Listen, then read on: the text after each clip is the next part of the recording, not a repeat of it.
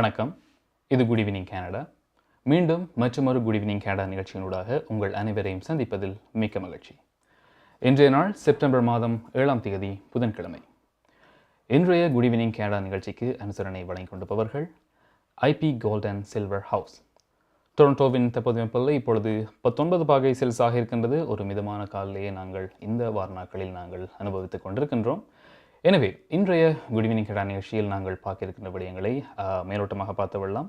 முதலில் கனடிய தமிழர் பேரவை நடத்திருக்கின்ற கனடிய தமிழர் நிதி நடை பற்றி நம்முடன் கனடிய தமிழ் காங்கிரஸ் தற்போதைய தலைவர் சிவன் இளங்கோ அவர்கள் கலந்து கொண்டு அது பற்றிய தகவல்களை வழங்கியிருக்கின்றார்.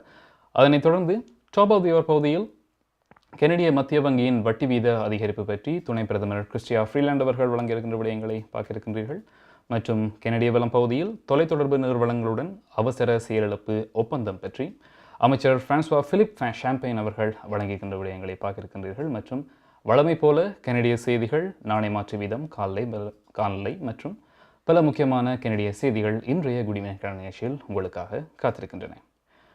இப்பொழுது நாங்கள் நிகழ்ச்சியின் முதல் பகுதியாக கனடிய தமிழர் பேரவை சிடிசி கனடியன் தமிழ் காங்கிரஸ் இந்த வருடமும் கனடிய தமிழ் நிதிசேர் நடையை நிகழ்த்த இருக்கின்றது. அதாவது 14வது ஆண்டாக இது நடைபெற இருக்கின்றது. எனவே இது குறித்த தகவல்களை எம்முடன் பகிர்ந்து கொள்வதற்காக எம்முடன் கனடிய தமிழர் பேரவையின் தற்போதைய தலைவர் திரு சிவன் இளங்கோ அவர்கள் இணைந்திருக்கின்றார். வணக்கம் திரு சிவன் இளங்கோ அவர்களே. வணக்கம். வணக்கம். வணக்கம். எனவே தாய உறவுகளுக்காக நடைபெறுகின்ற இந்த வருடமும் நடைபெற இருக்கின்ற இந்த கனடிய தமிழர் நிதி சேர் நடை பற்றி உங்கள் கருத்துக்கள் என்ன? நன்றி.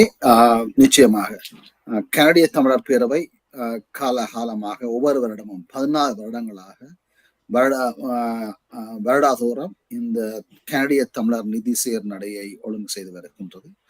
இதன் மூலம் பல்வேறு நிறுவனங்களுக்கு கனடாவிலேயும் தாயகத்திலேயும் இருக்கின்ற பல சமூக சேவைகளுக்கு இந்த நிதி இவ்வளவு காலம் வழங்கப்பட்டு வருகின்றது. இப்போ இந்த முறை நீங்கள் கூறியது போல இலங்கையில் உள்ள மருத்துவமனைகள் பலவற்றுக்காக இந்த நிதி சேகரிக்கப்படுகின்ற நிதி வழங்கப்பட இருக்கின்றது. உங்களது நேர்கள் அனைவரும் அறிந்தது போல இலங்கையிலே ஏற்பட்டிருக்கின்ற பொருளாதார தாக்கம், சூழ்நிலைகள்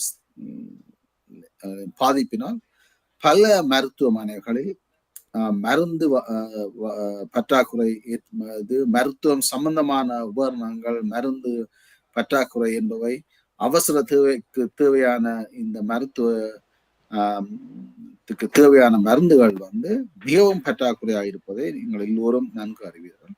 இதற்கு எம்மால் இயன்றளவு உதவி செய்வதன் நோக்கத்துடன் இவ்வருட கனடிய தமிழர் நிதி சேர் நடை நடைபெற உள்ளது.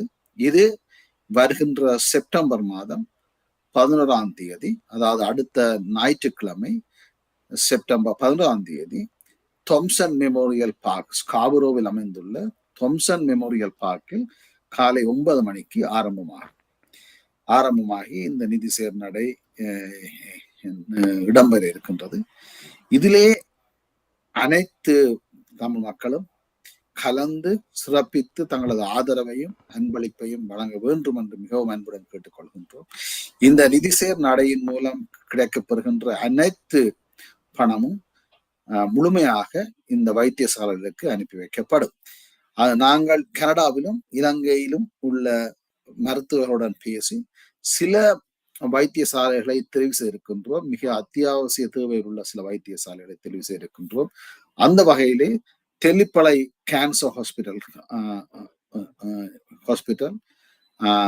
வவுனியா ஹாஸ்பிட்டல், பட்டிக்கலோல இருக்கிற வைத்தியசாலை, கல்முனையில இருக்கிற வைத்தியசாலை, நுவரெலியாவில் இருக்கின்ற வைத்தியசாலை, அத்துடன் கலுபோவிலையில் இருக்கின்ற வைத்தியசாலை, இவைகளுக்கு இந்த நிதியை நாங்கள் வழங்குவதற்காக இருக்கிறோம். நிதியை சேகரிக்கிற நிதியை எடுத்து தேவையான அத்தியாவசியமான தேவையான மருந்துகளை அவர் வாங்கி அவர்களுக்கு வழங்கி இருக்கின்றோம்.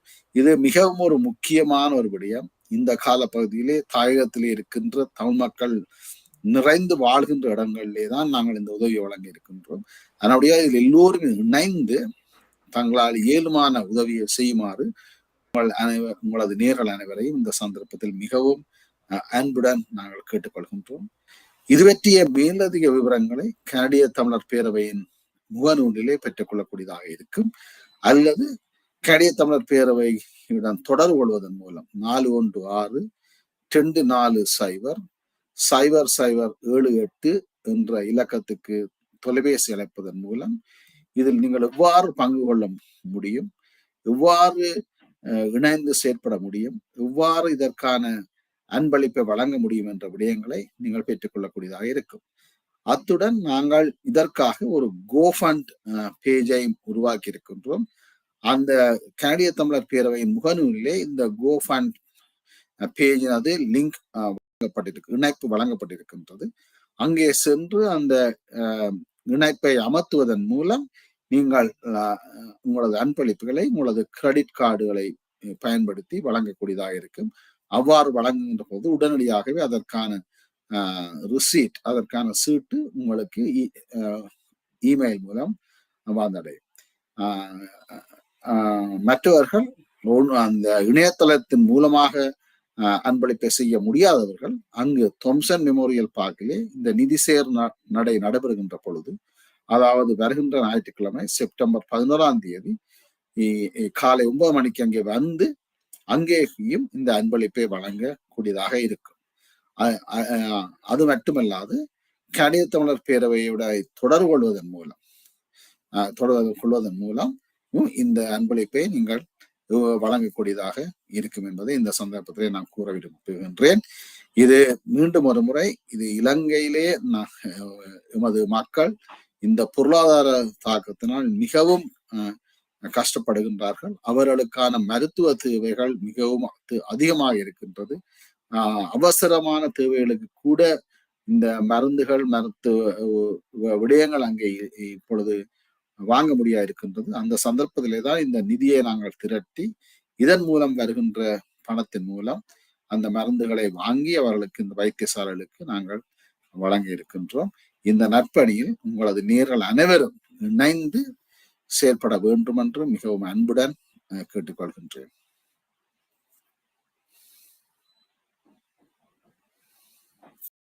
கோல் என்று இருக்கின்றதா? கேட்கவில்லை, திருப்பி சொல்லுங்க.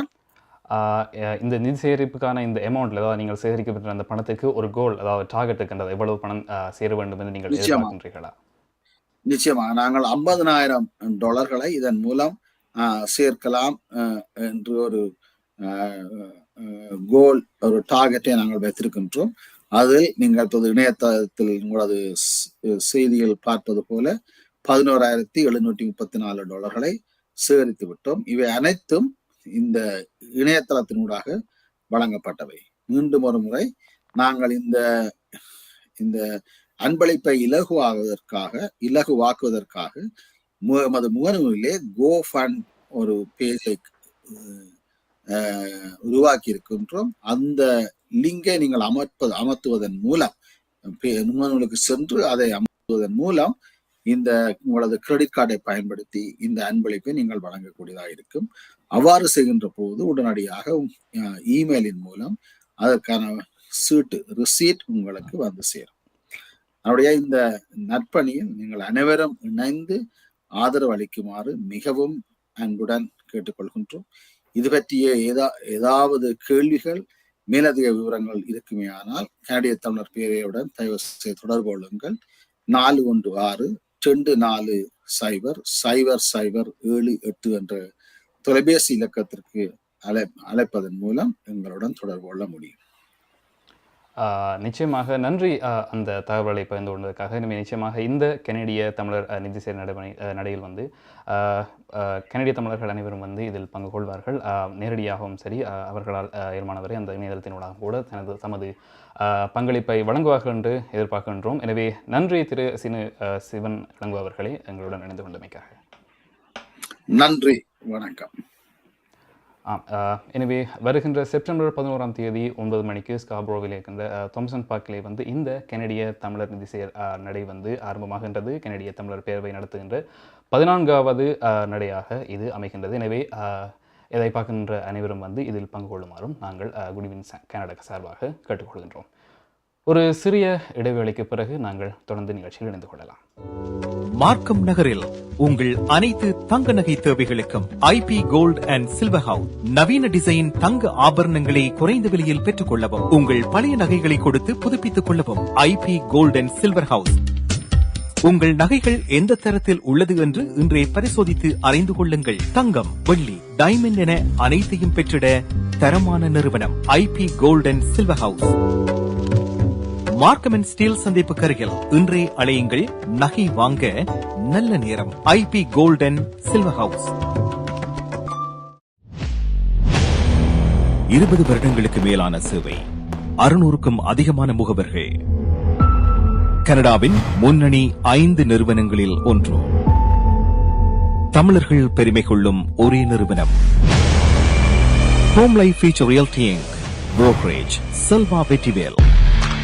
வீடு வாங்குவது, விற்பது, மோர்ட்கேஜ், லா ஃபர்ம் என அனைத்தும் ஒரே இடத்தில், விசாலமான இடப்பரப்பில். Home life future realty inc. 416-568-4301.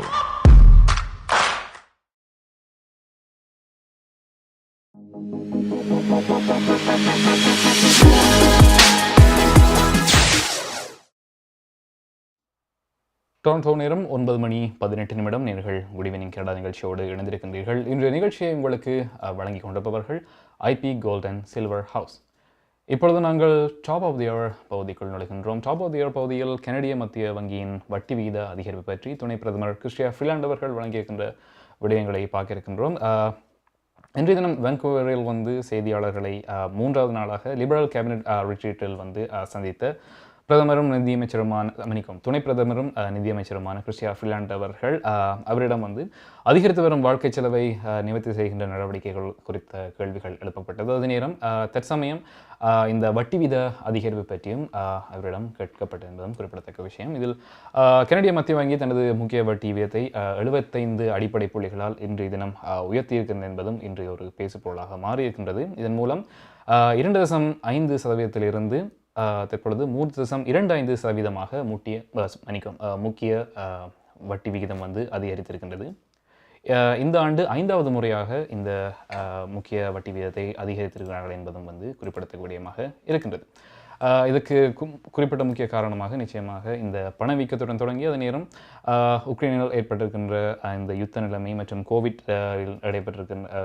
கோவிட்டினுடைய தாக்கம், அதே நேரம் பொருட்களினுடைய விலை அதிகரிப்பும் என்பதும் இதில் தாக்கம் செலுத்தும் விடயங்களாக மத்திய வங்கி கூறும் என்பதும் குறிப்பிடத்தக்க விஷயமாக இருக்கிறது. அதே நேரம் இந்த மற்றொரு அதிகரிப்பை கூட மத்திய வங்கி எதிர்பார்ப்பதாகவும் வந்து குறிப்பிட்டு சொல்லியிருக்கிறது. எனவே இந்த நிலைமைகள் பற்றி துணை பிரதமரும் நிதியமைச்சருமான கிறிஸ்டியா ஃப்ரீலாண்ட் அவர்கள் பத்திரிகையாளர்களை சந்தித்த போது கூறிய விடயங்களை இப்பொழுது பார்க்கலாம்.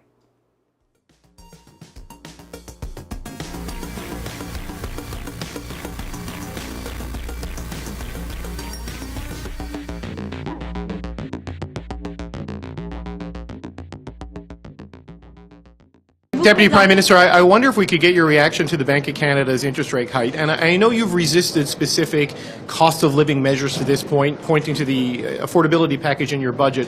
But you said you wouldn't rule it out should circumstances change. With inflation still running hot and with the interest rates going up and that hitting Canadians, what's the trigger point from when you decide to do something extra to help people deal with the cost of living?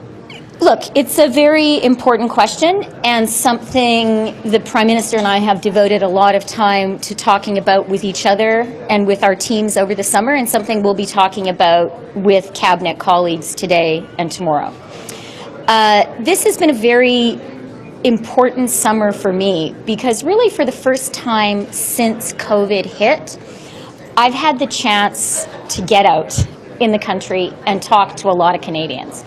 I was in 7 provinces, 21 towns and cities.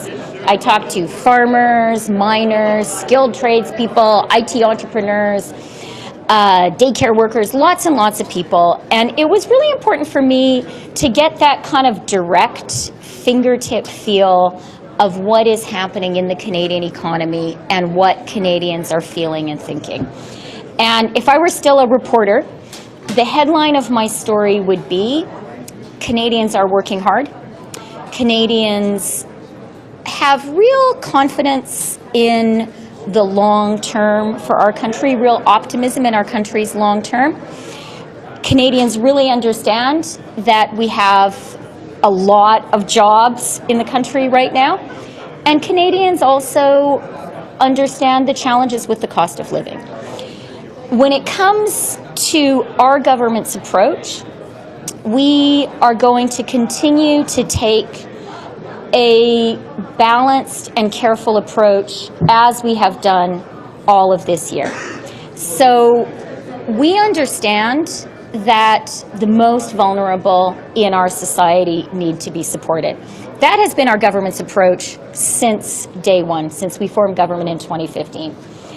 We also understand right now that our government has a real responsibility to be fiscally responsible. And that was one of the guiding principles of the budget in April. And that is going to be an approach that we continue to take. Because, you know, what I really think is important for us to bear in mind is this is a challenging global environment economically. We are still dealing with the aftershocks of the COVID recession. We now have Putin's invasion of Ukraine causing huge challenges for the global economy, principally Europe, but that has an impact on all of us. And Canada is not immune to these challenges. What Canada has, though, going into these challenges is really strong economic fundamentals. We have this year the strongest growth in the G7. We have this year lowest debt and deficit in the G7.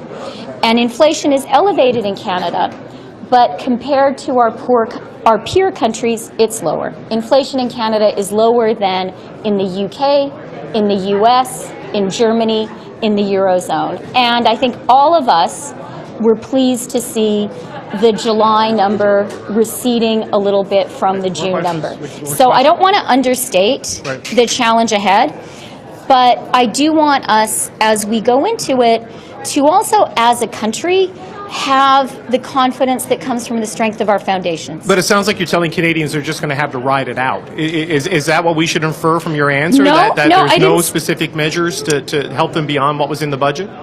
No, I didn't say that.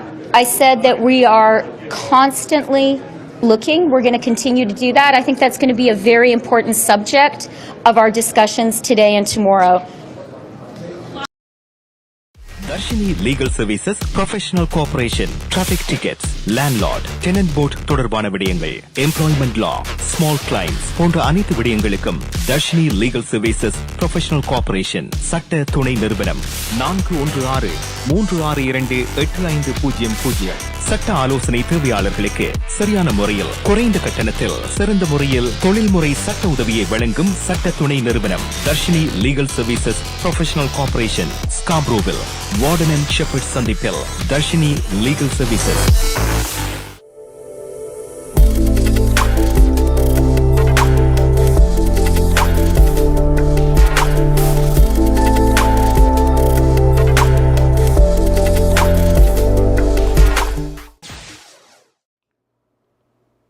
Toronto நேரம் 9:25 நேயர்கள் good evening Canada நிகழ்ச்சியோடு இணைந்திருக்கின்றீர்கள். இன்றைய நிகழ்ச்சியை உங்களுக்கு வழங்கிக் கொண்டிருப்பவர்கள் IP gold and silver house. கனடிய மத்திய வங்கியின் வட்டி வீத அதிகரிப்பு பற்றி துணை பிரதமர் கிறிஸ்டியா ஃப்ரீலாண்ட் அவர்கள் தனது கருத்துக்களை வழங்கியிருந்தார்கள். எனவே அது முக்கியமாக இன்றைய நேரம் பேசுபொருளாக மாறியிருக்கின்ற விஷயம்.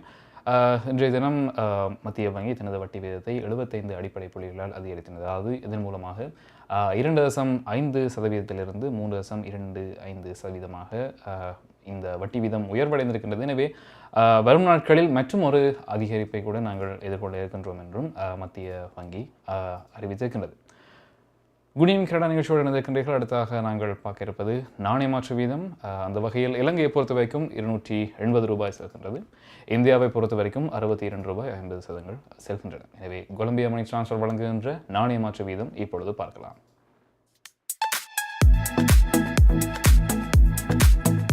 பிராம்டனில் அமைந்திருக்கும் கொலம்பியா மணி டிரான்ஸ்பரின் அனுசரணையில் கனேடிய நாணய மாற்று விகிதம் செப்டம்பர் மாதம் 7ஆம் தேதி புதன்கிழமை இலங்கை 280 இலங்கை ரூபாய், இந்தியா 62.50 இந்திய ரூபாய், அமெரிக்கா 0.76 அமெரிக்க டாலர், ஐரோப்பா 0.76 யூரோ, சுவிட்சர்லாந்து 0.75 சுவிஸ் பிராங்க், பிரித்தானியா 0.66 பிரித்தானிய பவுண்ட்ஸ், ஆஸ்திரேலியா 1.13 ஆஸ்திரேலிய dollar, Singapore 1.07 Singapore dollar.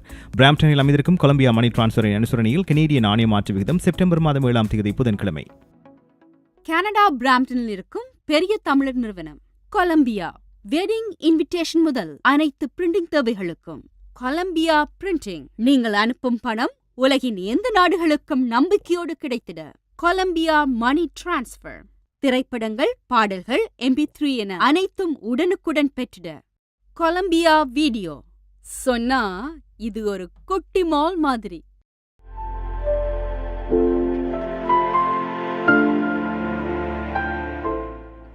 Toronto நேரம் 9:27 நேர்கள் குட் ஈவினிங் கனடா நிகழ்ச்சியோடு இணைந்திருக்கின்றீர்கள். இந்த நிகழ்ச்சியை உங்களுக்கு வழங்கி கொண்டிருப்பவர்கள் IP gold and silver house. நாணய மாற்று வீதம் பார்த்தோம். அடுத்ததாக ஒரு தகவல். ஒன்டாரியோவின் சுகாதார அமைச்சர் சில்வியா ஜோன்ஸ் அவர்கள் இந்த சர்வதேச அளவிலான இந்த நர்சஸ் அந்த செவிலியர்களை கனடாவுக்கு வரவழைப்பதற்கான அந்த விடயங்கள் பற்றிய அறிவித்தலை வழங்குகிறார். அதாவது மாகாணத்தின் நர்சஸ் கல்லூரிக்கு, அதாவது இந்த செவிலியர் கல்லூரிக்கு சர்வதேச அளவில் பயிற்சி பெற்ற ஆயிரக்கணக்கான நர்சஸை விரைவாக நடைமுறைக்கு கொண்டு வரக்கூடிய ஒழுங்குமுறை மாற்றங்களை செய்யுமாறு அவர் கேட்டுக்கொண்டிருக்கின்றார். அதே நேரம் கடந்த மாதம் ஒன்டாரியோ இந்த நர்சஸ் கல்லூரிக்கு சர்வதேச அளவில் படித்த தொழில் வல்லுநர்களை விரைவாக பதிவு செய்வதற்கான திட்டங்களை சில்வியா ஜோன்ஸ் உருவாக்குமாறு அவர் பணித்திருந்தார்.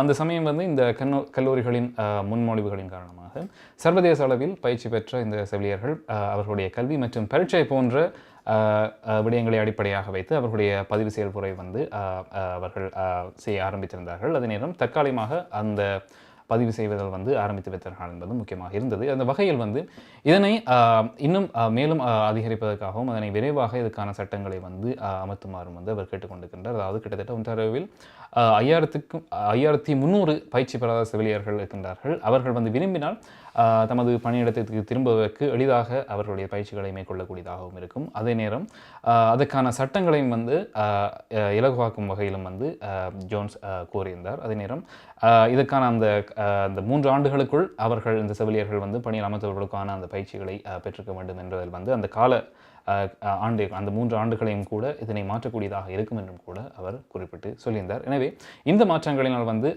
இந்த சர்வதேச அளவில் அங்கீகாரம் கொண்ட இந்த நர்சஸ் அவர்களுக்கு மிகவும் இலவாக இந்த விண்ணப்பங்களை பதிவு செய்யக்கூடியதாக இருக்கும், விரைவாகவும் வந்திடையக்கூடியதாக இருக்கும் என்றும் அவர் குறிப்பிட்டு சொல்லியிருந்தார். அடுத்ததாக நாங்கள் கனடிய வளம் பகுதிக்குள் நுழைகின்றோம். அந்த வகையில் தொலைத்தொடர்பு நிறுவனங்களுடன் அவசர செயலிழப்பு ஒப்பந்தம் ஒன்றை அமைச்சர் François-Philippe Champagne அவர்கள் இன்றைய தினம் அறிவித்திருந்தார். வான்கூவரில் மத்திய அமைச்சரவை கூட்டத்தில் கலந்து கொண்ட போது minister of innovation and science and industry François-Philippe Champagne அவர்கள் இன்றைய தினம் செய்தியாளர் மாநாட்டின் போது இந்த தொலைத்தொடர்பு சேவைகள் வழங்குநர்களுடன் ஒரு முறையான ஒப்பந்தம் ஒன்றை அவர் மேற்கொண்டிருந்தார். அதாவது அந்த தொலைத்தொடர்பு சேவை அந்த சேவையை மேலும் உறுதி செய்வதற்காக இந்த ஒப்பந்தத்தை அறிவித்திருக்கின்றார். அதாவது இதுக்கான காரணம்னு சொல்லும்போது கடந்த ஜூலை 8ஆம் தேதி அன்று ரோஜர்ஸ் நெட்வொர்க்கின் மிகப்பெரிய செயலிழப்பு ஒன்று இடம்பெற்றது என்பது குறிப்பிடத்தக்கது.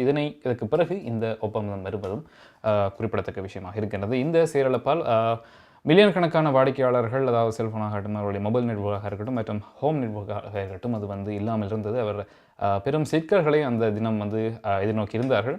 எனவே இந்த தொலைத்தொடர்பு நம்பகத்தன்மையை உறுதி செய்வதற்காக கூடுதல் நடவடிக்கைகளையும் அமைச்சர் குறிப்பிட்டு சொல்லியிருந்தார். அதே நேரம் இந்த அவசர கால சூழ்நிலைகளில் பயன்படுத்த இந்த பொது பாதுகாப்பு ப்ராட்பேண்ட் நெட்வொர்க்கையும் உறுதி செய்ய வேண்டும் என்பதையும் அவர் குறிப்பிட்டு சொல்லியிருந்தார்.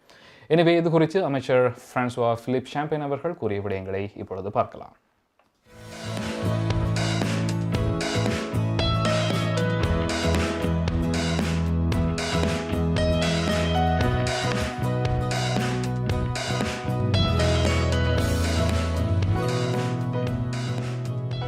And you will remember that when we did that was on the 18th of July, on the 8th of July. So we have, the companies have delivered on time as I expected Today, I am pleased to report to Canadians that a formal agreement has been reached by these companies, along with a number of other telecommunication service providers offering internet and cell phone services across our nation. In other words, for folks at home, the telecommunication companies complied with our request to take meaningful actions to increase and improve network reliability in our country as we requested. Going forward, should one of these providers be faced with a major outage, the other companies commit to providing the support and the assistance necessary so that Canadians can still reach their loved ones, reach out to 911, and conduct business transactions. As part of this agreement, the companies also commit to providing clear and timely communications as Canadian expected to keep Canadians and appropriate authorities informed about response and restoration during these outages. The Rogers outage of July 8th was clearly unacceptable, and we must continue to do everything possible to ensure something similar does not happen again in the future. So let me be clear, Canadians deserve, and I will fight for them, strong, reliable, and affordable telecommunication networks. The agreement reached between Canada's major telecommunications company is only a first step. We have put together an ambitious telecommunication resiliency agenda, which is around 3 pillars that will be familiar to Canadians. We want robust networks and systems. We want coordinated planning and preparedness. And finally, we want a strengthening the accountability. We will hold the companies accountable for their action on behalf of millions of Canadians. To that end, I'm announcing today a series of additional steps that I've already taken. First, I directed the Canadian Security Telecommunications Advisory Committee to come up with further measures within 6 months with a clear timeline to ensure robust and reliable telecommunication networks across our country. Second, I requested the CRTC to pursue its detailed investigation of the Rogers recent outage, including new measures the company is putting in place. Thirdly, I have instructed my department to review all appropriate regulatory measures that could be implemented aimed at strengthening the reliability and the safety of our networks. And fourthly, I welcome during the summer a delegation to advance the work on national emergency network. And as a first step to strengthen the resiliency in our telecommunication system, together with my dear friend Minister Blair, the Minister of Emergency Preparedness, we are supporting the advancement of a public safety broadband network that will benefit all Canadians from coast to coast to coast. நமது வாழ்வியல் நாம் எதிர்பார்ப்பது போன்று சில தருணங்களில் நமக்கு அமைந்து விடாது. கசப்பான அனுபவங்களை கடந்து செல்லும் போது நமக்கான உரிமைகளும் நம்பிக்கையும் அவசியமாகிறது. கனடிய சட்டத்திட்டத்துக்கு அமைய உங்களுக்கு உதவிட ஷாயா லா ப்ரொஃபஷனல் கார்ப்பரேஷன், ஃபேமிலி லா, பிசினஸ் லா, ரியல் எஸ்டேட் லா, வில்ஸ், எஸ்டேட்ஸ், சட்ட ஆலோசனைகளை பெற்றிடவும் சட்ட நடவடிக்கை தேவைகளுக்கும் ஷைனிகா சுரேஷ். நமது எதிர்காலம் நமது நம்பிக்கை. ஷாயா லா ப்ரொஃபஷனல் கார்ப்பரேஷன் 416-970-5050 www.shayalpc.com. உங்கள் குடும்பத்துக்கான பாதுகாப்பு காப்புறுதி. உங்கள் வருமானத்துக்கேற்ற குறைந்த விலையில் அனைத்து காப்புறுதிகளையும் பெற்றுக் கொள்ளலாம். ஆயுள் காப்புறுதி, மருத்துவ பரிசோதனையற்ற காப்புறுதி, கொடிய நோய்களுக்கான காப்புறுதி, இவற்றோடு குழந்தைகளுக்கான கல்வி சேமிப்பு, டிராவல் இன்சூரன்ஸ், குரூப் இன்சூரன்ஸ் என அனைத்தையும் பெற்றுட லைஃப் 100 இன்சூரன்ஸ் அண்ட் இன்வெஸ்ட்மெண்ட் இத்துறையில் பல வருட கால அனுபவம் கொண்ட தமிழர் நிறுவனம். அழையுங்கள் ஸ்ரீதரன் துரைராஜா 416-321-2500. மேலதிக விவரங்களுக்கு life100.ca.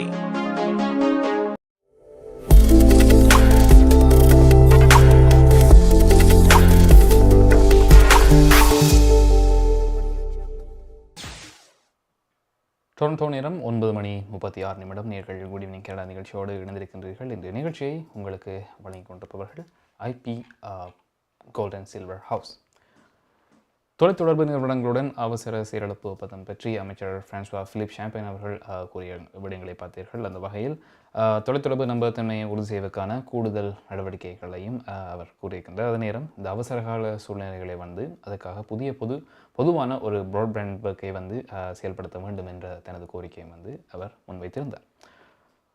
அடுத்த தகவல், சஸ்கெச்சுவான் மாகாணத்தில் நிகழ்ந்த அந்த கத்தி குத்தின் 2வது சந்தேக நபர் இன்று மாலை கைது செய்யப்பட்டிருக்கின்றார். ஜேம்ஸ் ஸ்மித் க்ரீ நேஷன் கத்தி குத்து சம்பவத்தின் பிரதான சந்தேக நபரான மைல்ஸ் ஆண்டர்சன் இன்று கைது செய்யப்பட்டிருக்கின்றார். கடந்த ஞாயிற்றுக்கிழமை சஸ்கெச்சுவான் மாகாணத்தில் பல இடங்களில் நிகழ்ந்த கத்தி குத்து சம்பவங்களை அடுத்து சந்தேகத்தின் பேரில் 31 வயதான டேமியன் சாண்டர்சன் மற்றும் 30 வயதான மைல்ஸ் சாண்டர்சன் ஆகியோரை RCMP போலீசார் தேடி இருந்தார்கள். இந்த வகையில் சந்தேக நபர்களுமான டேமியன் சாண்டர்சன் சடலமாக திங்கட்கிழமை கண்டுபிடிக்கப்பட்டிருந்தார். 2வது சந்தேகவரான மைல்ஸ் சாண்டர்சன் 4வது நாளாக தேடப்பட்டு வந்த இந்த நிலையில் இன்று மாலை கைதாக இருக்கின்றார்.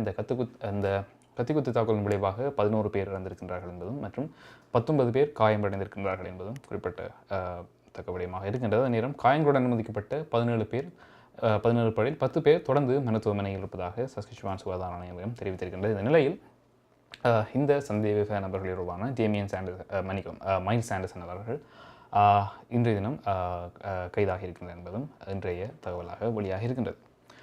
அடுத்ததாக நாங்கள் பார்க்க இருப்பது கனடாவின் முக்கியமான நகரங்களில் நாளை காலநிலை எப்படி இருக்க போகின்றது என்று இப்பொழுது பார்க்கலாம். ஹோம் லைஃப் ஃபியூச்சர் ரியல்டிங் வீடு விற்பனை முகவர் மற்றும் புரோக்கரேஜ் செல்வா வெற்றிவேல் அவர்களின் அனுசரணையில் செப்டம்பர் மாதம் 8ஆம் தேதி வியாழக்கிழமை நிலவும் காலநிலை. டொரண்டோவில் அதிகூடிய வெப்பநிலை 26°C, அதிகுறைந்த வெப்பநிலை 14°C. நாளைய நாள் சூரிய ஒளி நிறைந்த நாளாக இருக்கும். ஒட்டோவாவில் அதிகூடிய வெப்பநிலை 27°C, அதிகுறைந்த வெப்பநிலை 12°C. நாளைய நாள் சூரிய ஒளி பிரகாசமாக இருக்கும். மான்ட்ரியலில் அதிகூடிய வெப்பநிலை 27°C, அதிகுறைந்த வெப்பநிலை 16°C. நாளைய நாள் சூரிய ஒளி நிறைந்த நாளாக இருக்கும். கால்கரியில் அதிகூடிய வெப்பநிலை 17°C, அதிகுறைந்த வெப்பநிலை 7°C. நாளைய நாள் சூரிய ஒளி மற்றும் முகில் கூட்டம் இணைந்த நாளாக இருக்கும். வான்கூவரில் அதிகூடிய வெப்பநிலை 21°C, அதிகுறைந்த வெப்பநிலை 13°C. நாளைய நாள் சூரிய ஒளி நிறைந்த நாளாக இருக்கும். ஹோம் லைஃப் ஃபியூச்சர் ரியல்டிங் வீடு விற்பனை முகவர் மற்றும் புரோக்கரேஜ் செல்வா வெற்றிவேல் அவர்களின் அனுசரணையில் செப்டம்பர் மாதம் 8ஆம் தேதி வியாழக்கிழமை நிலவும் காலநிலை. 20 வருடங்களுக்கு மேலான சேவை, 600க்கும் அதிகமான முகவர்கள், கனடாவின் முன்னணி 5 நிறுவனங்களில் ஒன்று, தமிழர்கள் பெருமை கொள்ளும் ஒரே நிறுவனம். Home life future realty inc brokerage Selva Vetrivel. வீடு வாங்குவது, விற்பது, மோட்கேஜ், லா ஃபர்ம் என அனைத்தும் ஒரே இடத்தில், விசாலமான இடப்பரப்பில். Home life future realty inc 416-568-4301. 20 வருடங்களுக்கு மேலாக ஒரே இடத்தில் பாபு விலாஸ்.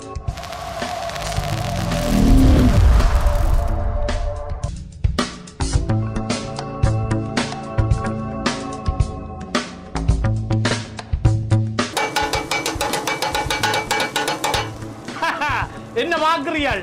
அண்ணர் கச்சிதமா கொத்து போடுறாருண்டோ. ஐம்புலன்களாலையும் அனுபவிக்கக்கூடிய கொத்து, கண்ணால பார்த்து காதால சத்தத்தை கேட்டு நாவால ருசிக்கிற கொத்து தான் எங்க ஸ்காப்ரோவில் கனடியன் பின் சந்திப்பில் அமைஞ்சிருக்குது. 30 வருட கால சர்வீஸ்ல பாபு விலாஸ். மறந்துடாதேங்கோ. அனைத்து விதமான கொத்துரொட்டி முதல் பிரியாணி வரை அனைத்து உணவுகளையும் ஒரே இடத்தில் பெற்றுக்கொள்ள ஸ்காப்ரோவில் கனடியன் பின் சந்திப்பில் பாபு விலாஸ். ஒரே இடம், ஒரே தரம், ஒரே சுவை. கொத்துரொட்டியின் மறுபெயர் பாபு விலாஸ்.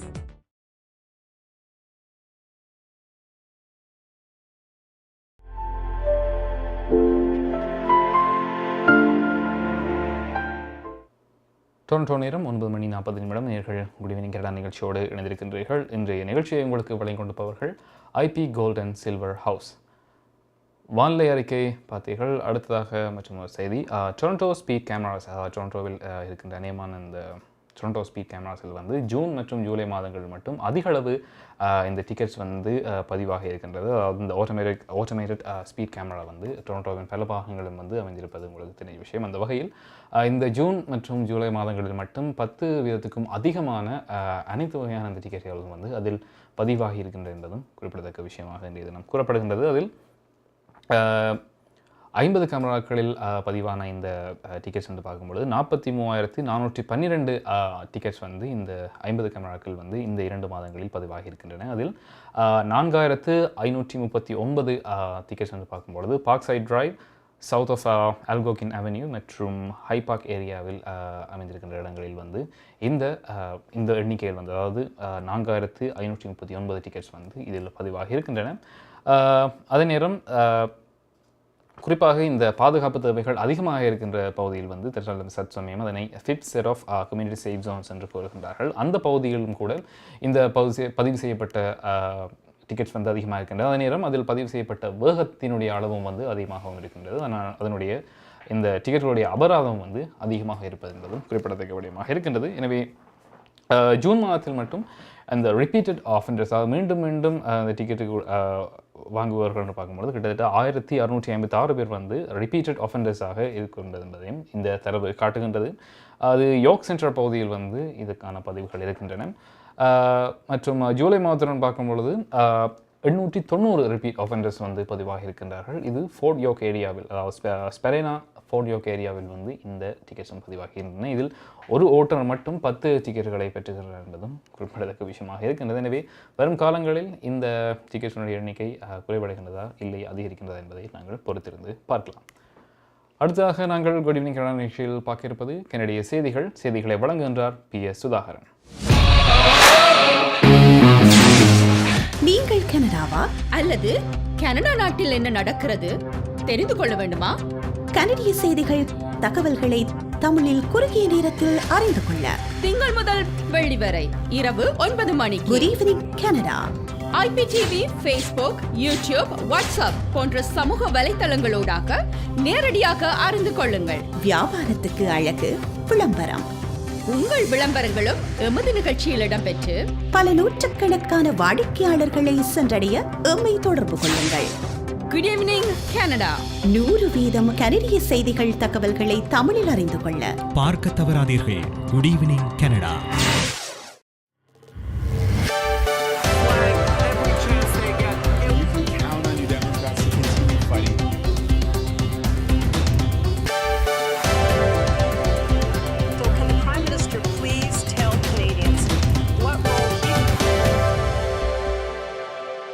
வணக்கம்.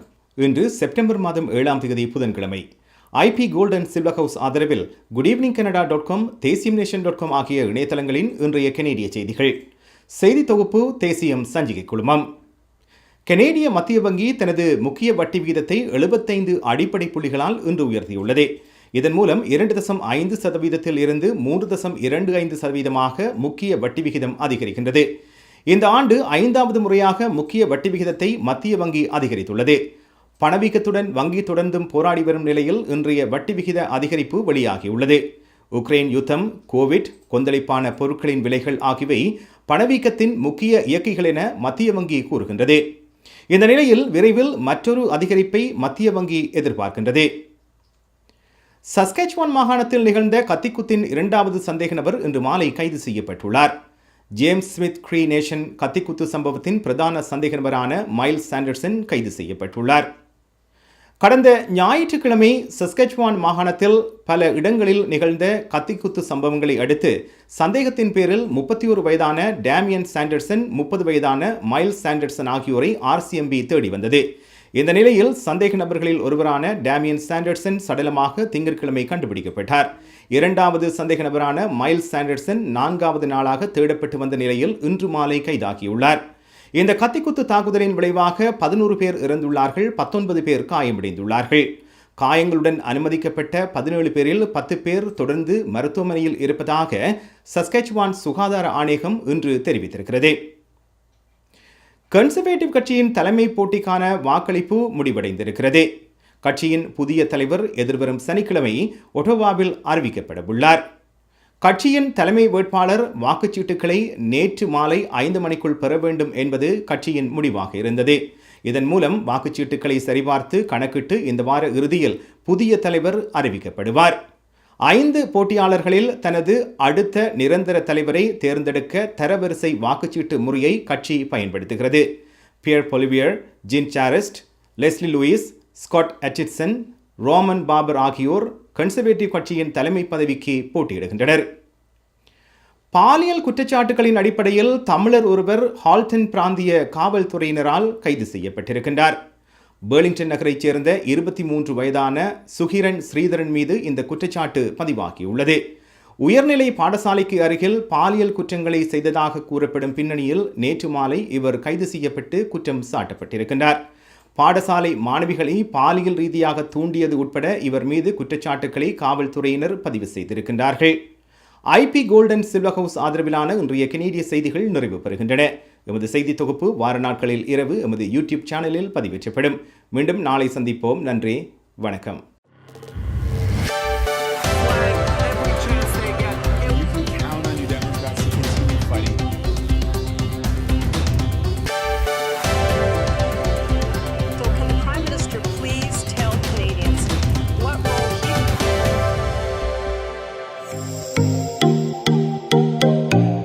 உங்கள் கை தொலைபேசிகளில் தமிழில் கனேடிய செய்திகள், கனேடிய தகவல்களை அறிந்து கொள்ள GEC தமிழ் ஆப் உதவுகிறது. உடனே GEC தமிழ் டிவி ஆப்பினை டவுன்லோட் செய்யுங்கள்.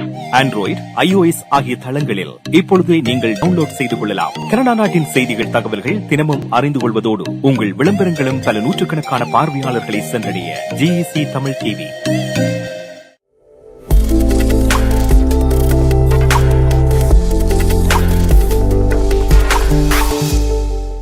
டொரண்டோ நேரம் 9:47 கனடிய செய்திகள் பார்த்தீர்கள். எனவே இத்துடன் இன்றைய குட் ஈவினிங் கனடா நிகழ்ச்சி நிறைவு பெறுகின்றது. இன்றைய நிகழ்ச்சியை உங்களுக்கு வழங்கியிருந்தார்கள் IP gold and silver house. நமது நிகழ்ச்சிகளை வார நாட்களில் திங்கள் முதல் வெள்ளி வரை இரவு 9 மணியிலிருந்து 10 மணி வரை யூடியூப் லைவ், ஃபேஸ்புக் லைவ் மற்றும் IPTV-னூடாகவும் மற்றும் எங்கள் GEC தமிழ் ஆப்பினூடாகவும் நீங்கள் நமது நிகழ்ச்சிகளை பார்க்கக்கூடியதாக இருக்கும். எனவே நாளை மீண்டும் மற்றொரு நிகழ்ச்சியில் நீங்கள் இணைந்து கொள்ளலாம். இப்பொழுது விடை பெற்றுச் செல்லும் நான் JP என்கின்ற ஜெயபிரகாஷ். நன்றி நேயர்களே.